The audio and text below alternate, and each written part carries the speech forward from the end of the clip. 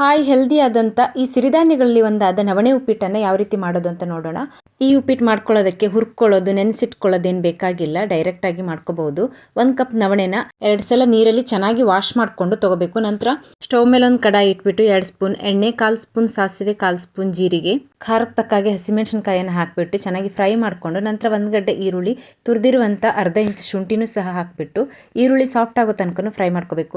ನಂತರ ಸಣ್ಣದಾಗಿ ಕಟ್ ಮಾಡಿ ಇಟ್ಕೊಂಡಿರುವಂಥ ಟೊಮೆಟೊ, ಕ್ಯಾರೆಟ್, ಬೀನ್ಸ್, ಕ್ಯಾಲಿಫ್ಲವರ್, ಹಸಿ ಬಟಾಣಿ ಹಾಗೆ ರುಚಿಗೆ ತಕ್ಕಷ್ಟು ಉಪ್ಪು ಇವಿಷ್ಟನ್ನು ಹಾಕಿಬಿಟ್ಟು 1 ನಿಮಿಷ ಈ ರೀತಿ ಚೆನ್ನಾಗಿ ಮಿಕ್ಸ್ ಮಾಡಿಬಿಟ್ಟು ಒಂದು ಲಿಡ್ ಕ್ಲೋಸ್ ಮಾಡಿ ತರಕಾರಿನ ಬೇಯಿಸ್ಕೊಳ್ಬೇಕು. ನೀರು ಹಾಕೊಳ್ಳೋದೇನು ಬೇಡ, ಹಾಕಿರುವಂಥ ಎಣ್ಣೆನಲ್ಲೇ ತರಕಾರಿ ಫ್ರೈ ಆಗುತ್ತೆ. ತರಕಾರಿ ಎಲ್ಲ ಚೆನ್ನಾಗಿ ಫ್ರೈ ಆಗಿದ ನಂತರ 1 ಕಪ್ ನವಣೆಗೆ 2ರಷ್ಟು ನೀರನ್ನು ಸೇರಿಸಿ ಚೆನ್ನಾಗಿ ಕುದಿಸ್ಕೋಬೇಕು. ಚೆನ್ನಾಗಿ ಕುದಿ ಬಂದಿದ ನಂತರ ನಾವು ವಾಶ್ ಮಾಡಿಟ್ಕೊಂಡಿರುವಂಥ ನವಣೆನ ಸೇರಿಸಿ ಕಲರ್ಗೆ ಅಂತ 1/4 ಸ್ಪೂನ್ ಅರಿಶಿನ ಸಹ ಸೇರಿಸ್ಕೊಂಡಿದ್ದೀನಿ. ಇವಿಷ್ಟನ್ನು ಹಾಕಿಬಿಟ್ಟು ಚೆನ್ನಾಗಿ ಮಿಕ್ಸ್ ಮಾಡಿಕೊಂಡು ಲಿಡ್ ಕ್ಲೋಸ್ ಮಾಡಿ ನವಣೆ ಎಲ್ಲ ಚೆನ್ನಾಗಿ ಬೇಯೋ ತನಕ ಬೇಯಿಸ್ಕೋಬೇಕು.